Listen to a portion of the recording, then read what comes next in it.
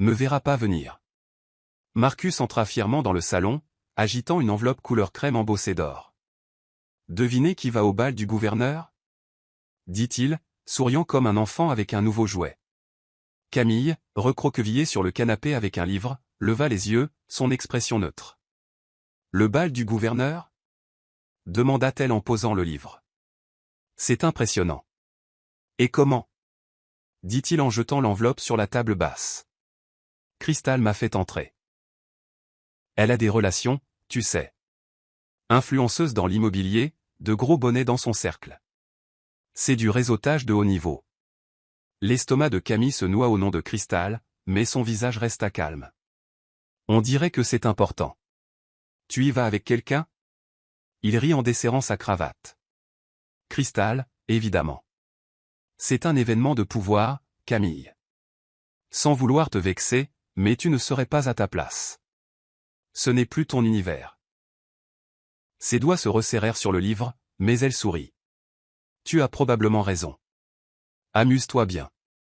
Il ne remarqua pas la pointe d'ironie dans sa voix, déjà en train d'envoyer un texto à Cristal. Camille attendit qu'il quitte la pièce, puis sortit son téléphone. Un nouvel email l'attendait dans sa boîte de réception, d'une adresse qu'elle n'avait pas vue depuis des années, l'assistante personnelle du président. Elle avait travaillé avec eux sur un gala de charité il y a 3 ans, un projet qui lui avait valu un respect discret dans les cercles de Washington. L'email était bref. Madame Thompson, nous serions honorés de vous avoir comme invité du président au bal du gouverneur. RSVP avant vendredi. Le cœur de Camille s'emballa. Elle tapa une réponse rapide. Je serai là. Elle se renversa, un lent sourire se dessinant sur son visage. Marcus pensait jouer un jeu à aux enjeux, mais elle était sur le point de changer les règles. L'espace de bureau à Midtown sentait la peinture fraîche et l'ambition. Camille se tenait au centre. Ses talons claquant sur le parquet. Le bail était signé, les meubles commandés, et sa nouvelle équipe, 3 femmes brillantes en relations publiques et en marketing, s'affairait autour d'elle, installant des ordinateurs portables et des tableaux d'inspiration. Le panneau sur la porte indiquait « Phoenix Rising PR », élégant et moderne, sans aucune trace de son nom de femme mariée. Son téléphone sonna avec un texto de Denise, le site est en ligne. Va voir. Camille ouvrit le lien, son souffle se coupant face au site, un design minimaliste, une typographie audacieuse et un slogan qui disait « Allumez votre héritage ». Personne ne ferait le lien avec Camille Thompson, pas encore. Elle l'avait construit en secret, en utilisant son nom de jeune fille, Camille Harper, et une nouvelle photo de profil qui rayonnait de confiance. De retour à la maison, Marcus était inconscient de tout, vautré sur le canapé, faisant défiler l'Instagram de Cristal. « Regarde ça », dit-il en montrant son téléphone à Camille. Cristal avait posté un sondage, rouge ou or pour le bal du gouverneur? Camille jeta un coup d'œil à l'écran, son expression illisible. Le rouge est audacieux, dit-elle en pliant du linge. Ça lui va bien. Marcus sourit. Ouais, elle va voler la vedette. Je choisis un smoking demain. Il faut que je sois à la hauteur de son énergie. Camille hocha la tête, l'esprit ailleurs. Je suis sûr que tu seras superbe. Alors qu'il divaguait sur les boutons de manchette et les créateurs, le téléphone de Camille vibra à nouveau, une confirmation de son équipe. Leur premier pitch client, une organisation à but non lucratif liée au bureau du gouverneur, était prévu pour la semaine suivante. Elle s'excusa pour aller à la cuisine, son cœur battant d'excitation. La renaissance était en cours, et Marcus n'avait aucune idée de la tempête qui approchait. Dans une petite boutique ensoleillée de Decatur, Camille était assise en face de Madame Evelyne, une couturière dont les mains avaient confectionné des robes pour les épouses des leaders des droits civiques et l'élite noire d'Atlanta. La boutique sentait la lavande et le vieux bois. Ses murs étaient tapissés de photos de femmes en robes élégantes, leurs sourires intemporels. Madame Evelyne, ses cheveux gris tirés en chignon, regardait par-dessus ses lunettes Camille, un carnet de croquis ouvert entre elles. Cette robe, dit Madame Evelyne en tapotant son crayon sur le croquis. Ce n'est pas juste du tissu. C'est une déclaration. Pour qui la portez-vous? Camille sourit, ses doigts traçant le croquis, une robe en soie blanche, corsage ajusté, traîne fluide, classique mais imposante. Vous verrez, dit-elle doucement. Madame Evelyne haussa un sourcil, ses lèvres se retroussant. Oh, je connais ce regard. Quelqu'un va être secoué. Dites-moi, mon enfant, qui est le cavalier? Camille hésita, puis se pencha. Le président. Le crayon de Madame Evelyne s'arrêta. Elle laissa échapper un léger sifflement. Le président. Seigneur, vous ne faites pas dans la dentelle, n'est-ce pas? Camille rit. Le son léger et libre pour la première fois depuis des mois. Plus maintenant. Elles passèrent l'après-midi à peaufiner le design, choisissant des tissus qui scintillaient sans être criards, des boutons qui murmuraient l'élégance. Madame Evelyne partagea des histoires de ses clientes, des femmes qui avaient porté ces robes pour affronter le jugement du monde et avaient gagné. Vous êtes l'une d'entre elles, dit-elle en épinglant un échantillon de soie sur le mannequin. Je le vois dans vos yeux. Vous ne vous habillez pas seulement. Vous vous armez. Camille hocha la tête, la gorge serrée. J'ai été invisible trop longtemps. Madame Evelyne lui serra la main. Pas après ça, ma chérie. Pas après ça. Alors que Camille quittait la boutique, le soleil se couchant sur les rues tranquilles de Decatur, elle sentit un changement. La robe n'était pas juste une robe. C'était sa déclaration de guerre. Marcus et Crystal pouvaient avoir leur moment sous les projecteurs. Elle était sur le point de les éclipser tous les deux. Le bal du gouverneur était le joyau de la couronne des événements sociaux d'Atlanta, un spectacle scintillant tenu dans la grande salle de bal du Georgia World Congress Center. Des lustres en cristal projetaient des prismes de lumière sur les sols en marbre et l'air bourdonnait du cliquetis des flûtes de champagne et du murmure des personnalités influentes. Politiciens, PDG et célébrités drapés dans des tenues de créateurs. Dehors, un tapis rouge grouillait de paparazzi. Leurs flashs crépitant comme des feux d'artifice alors que l'élite d'Atlanta faisait son entrée. Marcus Thompson entra fièrement avec Crystal à son bras. Son smoking noir sur mesure était assez tranchant pour couper le bruit de la foule. Crystal, une influenceuse immobilière locale avec un penchant pour les projecteurs, portait une robe rouge tape à accent grave l'œil qui moulait ses courbes. Ses paillettes captant chaque lumière. Elle rejeta ses cheveux tressés, posant pour les caméras avec un sourire étudié. « C'est notre soirée, chérie », murmura-t-elle à Marcus, sa voix dégoulinant de confiance. « On va diriger cette ville. » Marcus sourit, le torse bombé. « Je te l'avais dit, Crystal, c'est ici que les grands joueurs s'affrontent. » Il balaya la salle du regard, hochant la tête à un sénateur d'État qu'il reconnut, se sentant enfin arriver. La musique s'intensifia, un groupe de jazz live jouant une version sensuelle de Coltrane, et l'énergie était électrique. Marcus s'en délectait, inconscient de la tempête qui se préparait à l'extérieur.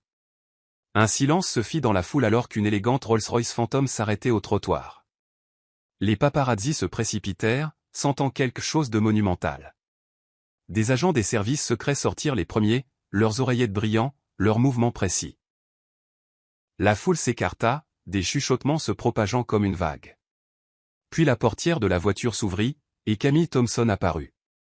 Elle était une apparition en soie blanche, sa robe flottant comme un clair de lune liquide, son corsage ajusté accentuant sa silhouette élégante. Ses cheveux coiffés en un chignon lisse encadraient sa peau brune éclatante, et un unique collier de diamants scintillait à sa gorge. Elle se déplaçait avec une grâce qui fit taire les bavardages. Ses yeux calmes mais féroces, comme une reine reprenant son trône. Les appareils photo explosèrent, les flashs aveuglants, alors que la foule se pressait pour voir qui avait volé la vedette de la nuit. Marcus, sirotant du champagne près du bar, se figea au milieu d'un rire. Son verre glissa, se brisant sur le sol. Crystal se tourna, agacé. « C'est quoi ton problème, Marcus ?» Il ne répondit pas, ses yeux rivés sur l'entrée. « Pas possible, marmonna-t-il, sa voix à peine audible. Crystal suivit son regard, les sourcils froncés. « C'est qui, ça ?» Marcus déglutit difficilement, ses paumes moites. Ce n'est personne, mais la foule savait mieux. Camille n'était personne ce soir. Camille entra dans la salle de bal, son bras reposant légèrement sur celui du président. C'était un homme grand et charismatique dans un smoking marine. Son sourire chaleureux alors qu'il se penchait vers elle, lui chuchotant quelque chose qui la fit rire doucement. La salle semblait retenir son souffle, tous les yeux rivés sur le couple. La présence du président était un aimant, suscitant des exclamations et des murmures, mais c'était Camille qui commandait l'espace. Sa robe scintillait sous les lustres, et son aplomb rayonnait d'un pouvoir tranquille qui faisait même hésiter les mondains les plus aguerris. Elle ne jeta pas un regard à Marcus ou Cristal, bien qu'elle sentît leur regard comme des piqûres d'épingle. Au lieu de cela, elle hocha la tête gracieusement alors que le président la présentait à un groupe de dignitaires, un sénateur, un magnate de la technologie, le maire. « Voici Camille Harper, dit-il, sa voix portant. L'un des esprits les plus vifs en relations publiques que j'ai jamais rencontrés. Elle est sur le point de secouer les choses à Atlanta. » Camille sourit, sa voix stable. « Je suis juste ici pour apprendre des meilleurs. » dit-elle, son humilité désarmante mais sa confiance indéniable. De l'autre côté de la pièce, Marcus était figé sur place, sa flûte de champagne oubliée dans sa main. Cristal tira sur son bras, ses ongles rouges s'enfonçant dans sa manche. « Marcus, qu'est-ce qui se passe? On dirait que tu as vu un fantôme. » Il secoua la tête, essayant de rester cool. « Ce n'est rien. Je ne m'attendais juste pas à la voir ici. » Les yeux de Cristal se plissèrent, suivant chaque mouvement de Camille. « Attends, c'est ta femme? Celle que tu as dit être, quoi, ennuyeuse? » Elle rit, mais c'était un rire sec, mal à l'aise. « Elle arrive avec le président. » « Comment est-ce que ça peut arriver? » Marcus ne répondit pas, son esprit tournant à plein régime. Camille avait toujours eu des relations. Elle avait organisé des galas pour l'élite d'Atlanta, côtoyé des personnalités influentes, mais il s'était convaincu qu'elle était tombée dans l'oubli. Maintenant, la voilà, lui volant la vedette sans même essayer. Sa mâchoire se serra alors qu'il la regardait rire avec un PDG du Fortune 500, son aisance l'exaspérant. Cristal croisa les bras, sa robe étincelante alors qu'elle se penchait plus près. « Tu ne m'as pas dit quelle était ce genre de femme, Marcus. Qu'est-ce que tu me caches d'autre? » « Laisse tomber, Cristal, lança-t-il, plus fort qu'il ne le voulait. Les têtes se tournèrent, et il força un sourire, baissant la voix. « Elle est juste là pour jouer à la poupée. Ça ne veut rien dire. » Cristal haussa un sourcil, peu convaincu. « Ça n'a pas l'air de rien, en tout cas. » Camille, inconsciente de leur chuchotement, se déplaçait dans la foule comme de l'eau, sa présence se propageant. Elle sentait le poids du moment, chaque flash d'appareil photo, chaque question chuchotée sur son identité. Mais elle ne flancha pas. C'était sa nuit, sa scène, et elle était prête. Marcus tenta de reprendre son sang-froid, ajustant son nœud papillon en guidant Cristal vers un groupe d'investisseurs immobiliers. « Faisons le tour de la salle, dit-il, la voix tendue. C'est pour ça qu'on est là, non? » Cristal hocha la tête, mais ses yeux ne quittaient pas Camille, qui discutait maintenant avec la femme du gouverneur. Son rire léger mais imposant. « Elle a un sacré culot, » marmonna Cristal en sirotant son martini. Débarquée comme si elle était chez elle. Marcus força un rire, mais ses paumes étaient moites. Il regarda Camille se diriger vers la piste de danse, le président lui offrant sa main pour une valse lente. L'orchestre jouait une reprise de jazz suave, et Camille glissait sans effort, sa robe flottant comme un rêve. La foule s'écarta pour regarder, certains chuchotant, d'autres la fixant ouvertement. Marcus sentit sa poitrine se serrer, un mélange de colère et de quelque chose qu'il ne pouvait nommer, du regret, peut-être. Il se tourna vers Cristal, désespéré de détourner l'attention. « Dansons. Montrons-leur comment on fait. » Cristal sourit narquoisement, posant son verre. « Là, tu parles. » Ils entrèrent sur la piste, sa robe rouge contrastant vivement avec l'élégance de Camille. Cristal se déplaçait avec une touche d'exagération, rejetant ses cheveux, mais les regards sur eux semblaient fugaces, distraits. La véritable attention restait sur Camille. À une table voisine, deux femmes, des journalistes locales, se penchèrent, leur voix basse. « Qui est-elle » demanda l'une en griffonnant des notes.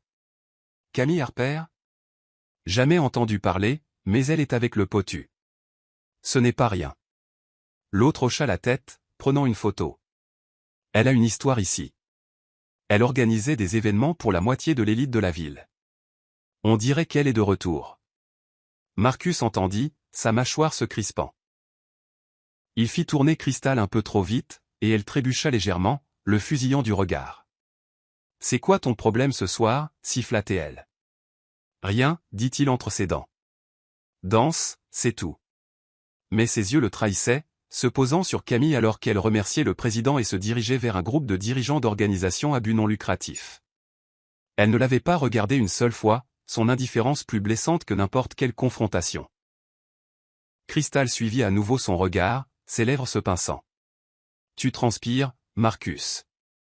Et ce n'est pas à cause de la chaleur. » Il l'ignora, mais son esprit était en pleine tempête. Comment Camille avait-elle réussi ça? Et pourquoi avait-il l'impression qu'elle gagnait une partie dont il ne connaissait même pas les règles? À minuit, Internet était en effervescence. Twitter et Instagram s'illuminaient de photos de Camille, sa robe blanche éclatante contre le smoking marine du président. Les hashtags comme #Reine Mystère et #Bal du gouverneur étaient en tendance, avec des légendes spéculatives. Qui est la femme avec le potu, et la nouvelle figure de pouvoir d'Atlanta? Son site web fraîchement lancé pour Phoenix Rising PR a planté en quelques heures. Submergé par le trafic de curieux et de clients potentiels. Camille se tenait près du bar, sirotant de l'eau pétillante. Quand Denise Wells s'approcha, ses tresses argentées captant la lumière. « Tu vois ça ?» murmura Denise en lui montrant son téléphone. Un titre de TMZ disait « Une beauté inconnue vole la vedette au bal du gouverneur ». En dessous, une photo de Camille, radieuse et intouchable. Camille sourit, sa voix basse. « Ça marche, n'est-ce pas ?» Denise rit, lui tapant sur l'épaule. « Si ça marche ? Ma belle, tu es un tsunami. » Marcus a l'air sur le point de s'évanouir. Les yeux de Camille se posèrent sur Marcus de l'autre côté de la pièce, où il se tenait avec Crystal. Son visage un masque de charme forcé alors qu'il discutait avec un conseiller municipal. « Bien, dit-elle doucement. Laisse-le transpirer. » Denise se pencha plus près. « Tu es sûre d'être prête pour la suite ? Ce genre de projecteur ne s'éteint pas facilement. » Camille hocha la tête, son regard stable. « J'ai été dans le noir trop longtemps. Je suis prête pour la lumière. » Pendant ce temps, Crystal faisait défiler son téléphone, son visage s'assombrissant en voyant les publications tendances. « C'est ridicule, marmonna-t-elle à Marcus. Ta femme explose en ligne, et j'ai à peine des j'aime. » Il ne répondit pas, son esprit en spirale. Les caméras ne mentaient pas. Camille n'était plus la femme invisible qu'il avait méprisée. Elle était une force, et il commençait à réaliser qu'il l'avait sous-estimée. Le bal touchait à sa fin, mais l'énergie persistait, la foule bourdonnant de chuchotements sur Camille. Marcus s'éloigna de Crystal, qui posait maintenant pour des selfies avec un groupe d'influenceurs, et se dirigea vers le hall de l'hôtel. Il avait besoin d'air, d'espace, de n'importe quoi pour se vider la tête. Mais en sortant, il vit Camille partir, sa robe captant le clair de lune alors qu'elle se dirigeait vers une voiture qui l'attendait. Il courut après elle, son cœur battant la chamade. « Camille » appela-t-il, sa voix résonnant dans le silence. Elle fit une pause mais ne se retourna pas. L'agent des services secrets à proximité se tendit, mais elle leva la main, signalant que tout allait bien. Marcus la rattrapa. À bout de souffle. « C'était quoi, ce bordel ?» demanda-t-il, sa voix basse mais vive. « Tu débarques avec le président ? À quoi tu joues ?» Camille se tourna lentement, ses yeux froids mais calmes. « Je ne joue pas, Marcus. Je vis. » Il ricana, s'approchant. « Tu crois que tu peux m'humilier comme ça ?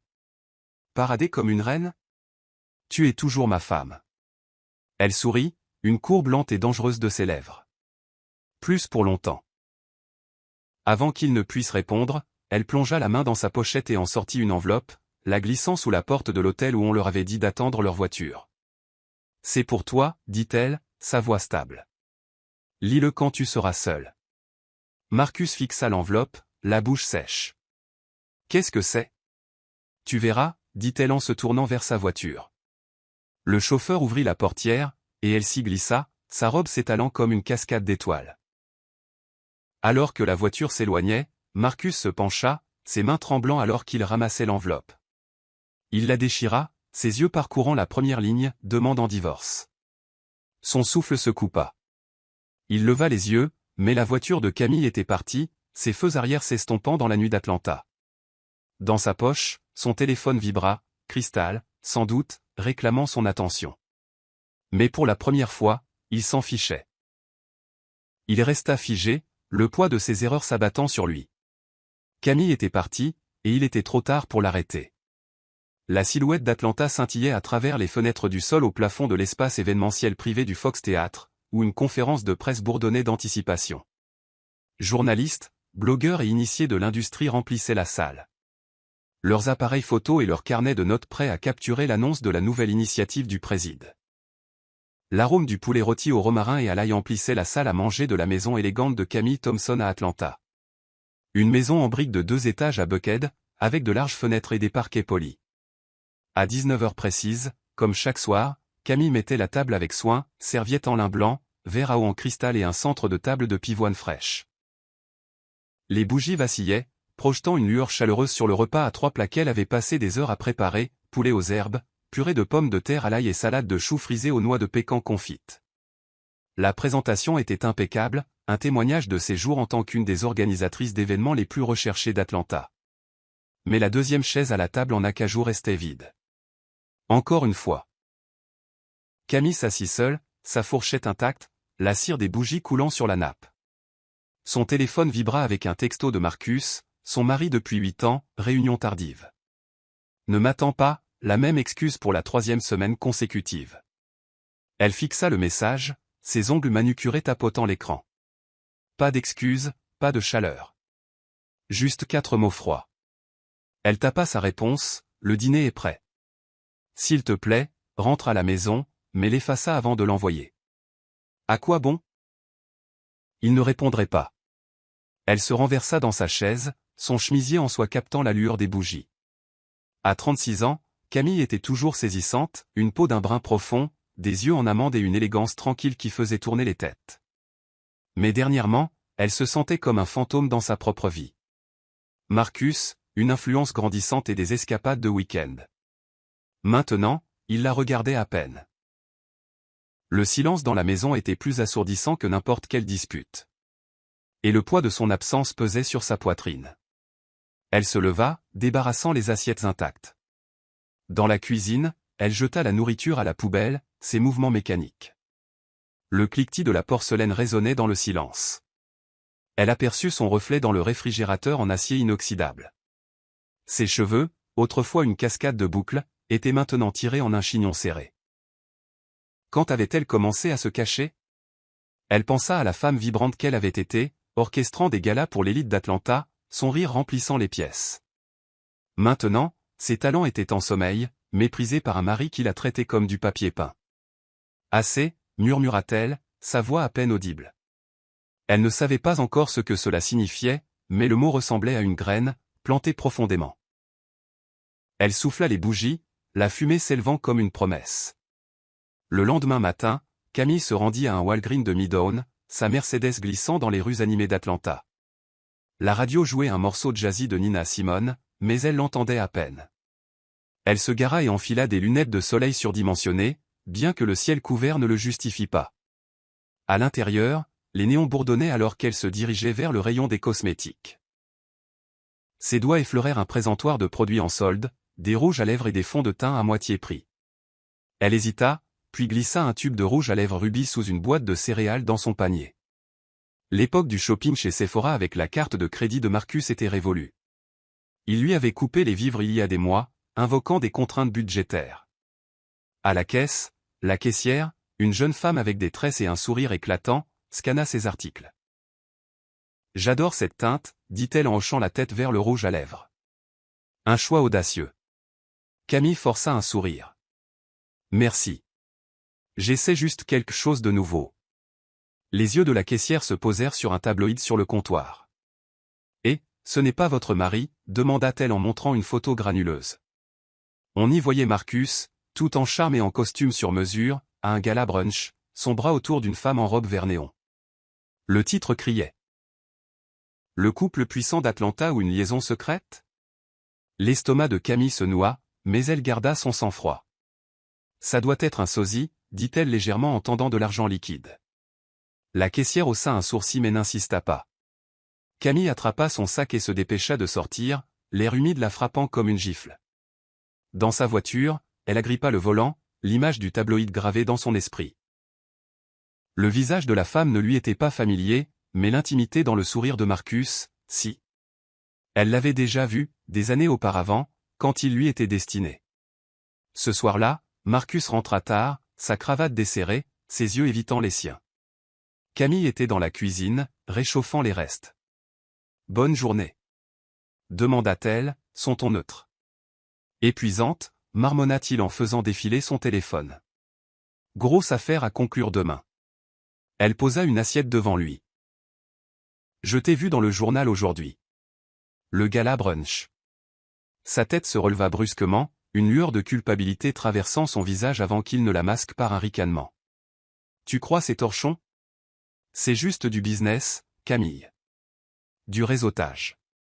Tu ne comprendrais pas, tu n'es pas sur le terrain comme moi. Sa mâchoire se serra. Je l'étais. Il rit, d'un son sec et dédaigneux. Ouais, eh bien, peut-être que si tu faisais plus d'efforts pour suivre, tu ne te sentirais pas si exclu. Il repoussa l'assiette et se leva. Je vais me coucher. Camille le regarda monter les escaliers, les mains tremblantes. Elle pensa au regard de pitié de la caissière, à la photo du tabloïd, à la cruauté désinvolte de Marcus. À cet instant, quelque chose changea. Elle n'allait plus mendier son amour. Elle n'allait plus mendier quoi que ce soit. La semaine suivante, les voyages d'affaires de Marcus devinrent plus fréquents. Il partait avant l'aube, sa valise remplie de chemises que Camille ne reconnaissait pas, empestant une eau de Cologne qu'elle n'avait pas achetée, bois de santal et agrumes, un parfum vif et inconnu. Un soir, il sortit précipitamment après un appel téléphonique énigmatique, laissant son blazer marine sur le canapé. Camille le fixa, son pouce accélérant. Elle plongea la main dans la poche et trouva une carte d'hôtel. Westin Peachtree Plaza, chambre 1423. Ses doigts effleurèrent autre chose, une tache de rouge à lèvres corail sur le col. Elle s'effondra sur le canapé, la veste sur ses genoux. Les souvenirs affluèrent, sa mère, assise dans un silence similaire, ignorant les nuits tardives et les taches de rouge à lèvres de son père. Les hommes sont volages, avait dit sa mère une fois, la voix vide. Tu restes forte et tu tiens la maison. Camille s'était juré de ne jamais vivre de cette façon. Pourtant, la voilà. Elle se leva, la carte d'hôtel lui brûlant la main. Dans le miroir de la salle de bain, son reflet la fixait, les yeux fatigués mais vifs, une étincelle de défi vacillant. Plus jamais ça, murmura-t-elle. Elle jeta la veste dans le linge sale mais garda la carte, la glissant dans son journal. Ce soir-là, elle ouvrit le livre relié en cuir et commença à dessiner, non pas des plans pour des événements, mais un plan. Les mots se déversèrent sur la page. Liberté. Pouvoir. Vengeance. Elle n'était pas encore prête à agir, mais le simple fait d'écrire lui donnait l'impression de se réapproprier une partie d'elle-même.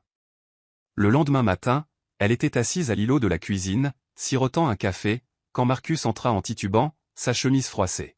« Bonjour. » dit-il en évitant son regard. « Long voyage » demanda-t-elle, sa voix douce mais tranchante. Il haussa les épaules. Les dîners avec les clients durent tard. Elle hocha la tête, remuant son café. « On dirait que tu as ramené le dîner avec toi. » L'odeur de bois de santal flottait dans l'air. Il se figea, puis força un rire. « Nouvel après-rasage, tu aimes. » Elle le regarda dans les yeux, sans ciller. « Pas vraiment. » Il attrapa ses clés et partit sans un mot de plus.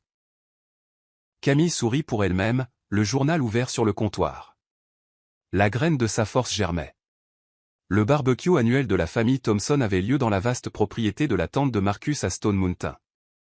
Le jardin bourdonnait de rire, de R&B s'échappant des haut-parleurs, et l'odeur des côtes levées au barbecue se mêlait à celle de la tarte à la patate douce.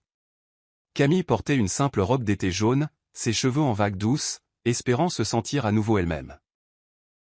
Mais Marcus la remarquait à peine, son attention étant fixée sur sa cousine Tasha, une influenceuse Instagram de 27 ans avec 1 million d'abonnés et un penchant pour le drame. Tasha et ses amis, tout en ongles pailletés et crop top de créateurs, s'agglutinaient autour de Marcus, prenant des selfies. « Tu déchires, Marc » cria Tasha alors qu'il posait, son sourire large. Camille se tenait près du buffet, arrangeant des serviettes que personne ne remarquait, sa présence se fondant dans le décor. Elle entendit Tasha murmurer à une amie, « Camille est si silencieuse ces jours-ci. Que lui est-il arrivé ?» Une vieille amie, Léna l'approcha, ses tresses se balançant. « Ma belle, tu organises toujours ces grands galas? Tu dirigeais cette ville avant. » Camille hésita, ses doigts se resserrant sur une cuillère de service. « Oui, je travaille encore sur certaines choses, » mentit-elle, les mots amers. Léna fronça les sourcils, peu convaincue. « Ça va? Tu as l'air. »« Je vais bien, » coupa Camille en forçant un sourire. Avant que Léna ne puisse insister, la voix de Marcus retentit dans le jardin. « Tout le monde, voici ma femme, Camille. » Il fit un geste dédaigneux dans sa direction, puis se tourna vers une femme en robe rouge moulante, lui chuchotant quelque chose qui la fit glousser. Les joues de Camille brûlèrent. Le rire de la femme résonna à ses oreilles, un son qui creusa une cicatrice profonde dans sa poitrine. Elle s'excusa pour aller aux toilettes, s'aspergeant le visage d'eau froide. Dans le miroir, elle vit les yeux de sa mère la fixer, résignée, vaincue. « Non, » dit-elle à voix haute. « Pas moi. » Ce soir-là, pendant que Marcus dormait, Camille était assise sur le porche, regardant les étoiles. Elle pensait au barbecue, à la trahison de Marcus, aux années où elle avait diminué sa propre lumière pour lui. Elle sortit son téléphone et tapa un texto à Léna. « On peut se voir demain? J'ai besoin de parler. » C'était un petit pas, mais c'était comme briser une chaîne. Camille retrouva Léna dans un café confortable de West End, du genre avec des briques apparentes et une odeur d'espresso frais. Léna se glissa dans la banquette, les yeux écarquillés. « Bon, crache le morceau. Qu'est-ce qui se passe entre toi et Marcus ?» Camille sirota son latte, hésitant.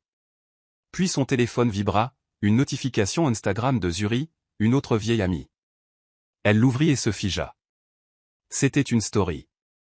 Marcus dans une boutique, tenant un sac Chanel, souriant à une femme en robe vert néon, la même que dans le tabloïd. La légende disait « Les gros dépensiers d'Atlanta ». Léna se pencha. « C'est bien. » Camille hocha la tête, la gorge serrée. « Ce n'est pas pour moi. » Le visage de Léna s'adoucit. « Camille, ça va ?» Elle voulait encore mentir, dire qu'elle allait bien, mais les mots ne venaient pas. À la place, elle dit « non. » Mais ça ira. Ce soir-là, Camille appela Denise Wells, son ancienne mentor, une légende des relations publiques qu'il avait autrefois qualifiée de « futur des événements d'Atlanta ». Le téléphone sonna 2 fois avant que la voix chaleureuse de Denise ne réponde. « Camille ? Mon Dieu, ça fait des années. »« Je sais. » dit Camille, la voix tremblante. « Je crois que je veux revenir. » Denise fit une pause, puis dit « Raconte-moi tout. » Camille déballa toute l'histoire. La négligence de Marcus, le tabloïd, le rouge à lèvres, le sac Chanel. Denise écouta, puis dit « Tu ne vas pas seulement revenir, Camille. Tu vas tout réduire en cendres et construire quelque chose de mieux. Es-tu prête pour ça ?» Camille hésita, puis murmura « Oui. » Bien, dit Denise. Retrouve-moi demain. On commence maintenant. Alors que Camille raccrochait, elle sentit une étincelle s'allumer. Elle ne savait pas comment, mais elle en avait fini d'être invisible. Le grand retour commençait. La silhouette d'Atlanta scintillait à travers les fenêtres du sol au plafond de la maison de Camille Thompson à Buckhead, mais la lueur semblait froide ce soir. La maison était silencieuse, à l'exception du léger bourdonnement du climatiseur et du son lointain de la douche de Marcus à l'étage. Camille était assise à l'îlot de la cuisine, son journal ouvert, la carte clé de l'hôtel de sa veste glissée entre les pages comme un secret coupable. Son cœur battait la chamade, non pas de peur, mais d'une résolution tranquille et brûlante. Elle jeta un coup d'œil à l'iPad de Marcus sur le comptoir. Il était sombre mais attirant. Elle n'avait jamais été du genre à fouiner. La confiance avait été son mode par défaut, même quand ça faisait mal.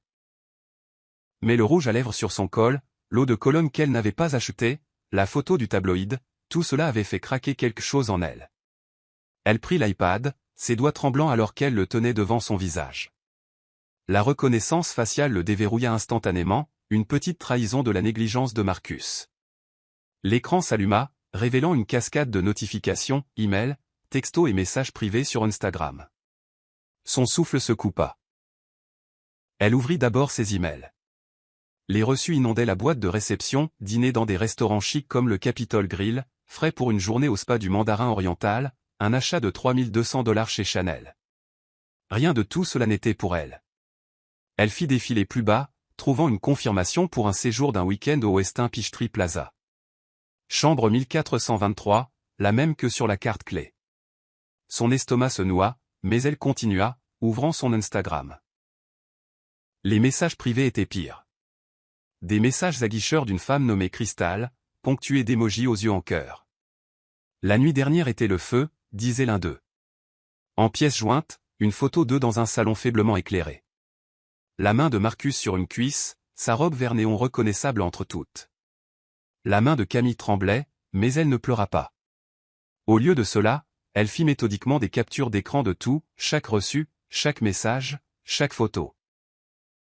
Elle se les envoya par email, puis supprima l'email du dossier des éléments envoyés.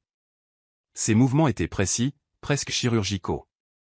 Quand elle eut fini, elle verrouilla l'iPad et le reposa exactement comme elle l'avait trouvé. La douche s'arrêta à l'étage, et les pas de Marcus résonnèrent sur le parquet. Elle ferma son journal et sirota sa tisane à la camomille, le visage serein. Marcus entra dans la cuisine, une serviette autour de la taille, son téléphone à la main. « Tu es debout tard » dit-il en la regardant. « Je n'arrivais pas à dormir » répondit-elle, sa voix douce comme de la soie. « Des soucis de travail ?» Il haussa les épaules, prenant une bouteille d'eau dans le réfrigérateur. « Toujours. Les grosses affaires ne se concluent pas toutes seules. » Elle hocha la tête, ses yeux se posant sur son téléphone. « Ça doit être épuisant, toutes ces nuits tardives. » Il fit une pause, cherchant un piège sur son visage, mais son expression ne trahissait rien. « Ouais, eh bien, il faut bien que quelqu'un paie les factures, » dit-il en forçant un sourire. « Ça va ? » Parfaitement, dit-elle, son sourire assez aiguisé pour couper du verre. Il ne le remarqua pas. Alors qu'il remontait, Camille ouvrit à nouveau son journal, écrivant un seul mot en gras, preuve. Le lendemain matin, elle l'embrassa pour lui dire au revoir alors qu'il partait travailler, ses lèvres effleurant sa joue comme si de rien n'était. Mais à l'intérieur, un feu montait, alimenté par chaque mensonge qu'il avait raconté. Elle n'était pas prête à l'affronter. Pas encore. Ce n'était pas une question de vengeance. C'était une question de reconquête. Le café de West End bourdonnait du cliquetis des tasses et du murmure des conversations. Camille était assise en face de Denise Wells, son ancienne mentor, dans un coin. Denise, une femme majestueuse dans la cinquantaine avec des tresses argentées et un blazer sur mesure, dégageait le genre de pouvoir qui faisait taire les pièces. Elle sirotait son expresso, ses yeux rivés sur Camille, qui tripotait sa serviette. « Parle-moi, Camille, » dit Denise, sa voix basse mais autoritaire. « Tu avais l'air différente au téléphone. Qu'est-ce qui se passe ?» Camille prit une profonde inspiration, le poids de la semaine écoulée se déversant. « Marcus me trompe, depuis des mois, peut-être plus. Il m'a coupé les vivres, a méprisé mon travail, mon existence. J'en ai assez d'être invisible, Denise. Je veux récupérer ma vie. » Denise se renversa, son regard se rétrécissant. « Je ne suis pas surprise. Marcus m'a toujours semblé être un homme qui aime plus les miroirs que les gens. Mais toi, » elle pointa un doigt manucuré. « Tu es un véritable génie dans ce que tu fais.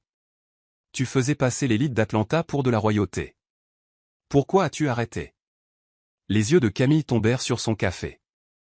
Il a dit que c'était trop. Que je le négligeais. Je pensais que si je prenais du recul, il me verrait à nouveau. Denise ricana.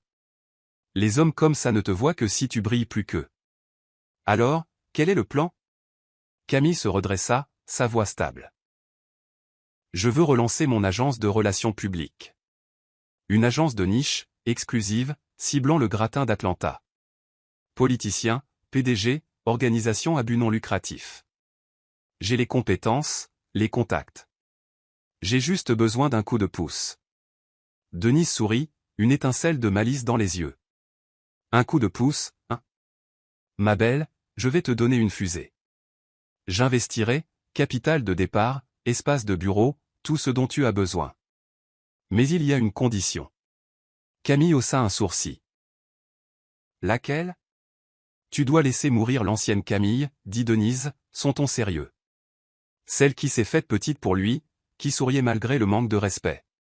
Cette femme est partie. La nouvelle Camille. C'est une force. Es-tu prête à être elle? Camille hésita. Le poids des questions pesant sur sa poitrine. Elle pensa à la table vide, à la veste tachée de rouge à lèvres, au sac Chanel qu'elle ne tiendrait jamais. Oui, dit-elle, sa voix ferme. Je suis prête. Denise frappa dans ses mains, surprenant un barista à proximité. C'est ma fille. Mettons-nous au travail. Première étape. Une nouvelle marque. Aucune trace de l'ancienne toi. Quel est le nom? Camille réfléchit un instant. Puis sourit. Phoenix Rising PR, Denise hocha la tête avec approbation. Parfait. Maintenant, réduisons tout en cendres et reconstruisons en mieux. Elles passèrent l'heure suivante à esquisser des plans, des listes de clients, des stratégies marketing, un site web élégant. Camille se sentit vivante pour la première fois depuis des années, son esprit bourdonnant de possibilités. En se quittant, Denise lui attrapa la main. Une dernière chose. Ne dis rien à Marcus. Pas un mot. Laisse-le découvrir en même temps que le monde entier. Camille hocha la tête, un feu tranquille dans les yeux. Il ne. Est-ce dû me battre pour nous? Benita secoua la tête, son regard rempli de compassion. Ce n'était pas de ta faute. Nous étions jeunes, et la vie nous a emmenés dans des directions différentes. Je ne t'en veux pas, Percy. Je ne l'ai jamais fait. Entendre ces mots fut comme un baume sur des blessures qu'il n'avait pas réalisé être encore ouvertes. Il avait passé tant d'années à se blâmer, à regretter ce qu'il n'avait pas fait, et maintenant, face à son pardon, il sentit un poids se lever de ses épaules. Geneviève m'a parlé de la lettre, dit-il doucement, la sortant de sa poche. Je l'ai trouvée hier soir, et ça m'a brisé le cœur de savoir ce que tu as traversé seul. J'aurais aimé être là pour toi, et pour elle. Le regard de Benita dériva vers Geneviève, qui les regardait avec un mélange d'émotions. Tu es là maintenant. Dit-elle, sa voix pleine de paix. C'est tout ce qui compte. Les trois partagèrent un moment de calme, un sentiment de tranquillité s'installant sur eux. Percy regarda Geneviève, et pour la première fois, il sentit une connexion au-delà des mots, un lien plus profond que le sang. Il savait qu'il avait encore beaucoup à prouver, mais il était prêt à prendre les mesures nécessaires pour être un père pour elle, pour honorer la famille qu'il avait autrefois perdue. Je suis heureux que vous soyez arrivés jusqu'à la fin. J'espère que vous avez apprécié l'histoire. N'hésitez pas à cliquer généreusement sur le bouton j'aime et à vous abonner pour plus de récits captivants comme celui-ci. Nous aimerions avoir de vos nouvelles. Quelles leçons avez-vous tirées de cette histoire? Partagez vos pensées dans les commentaires ci-dessous. À la prochaine histoire.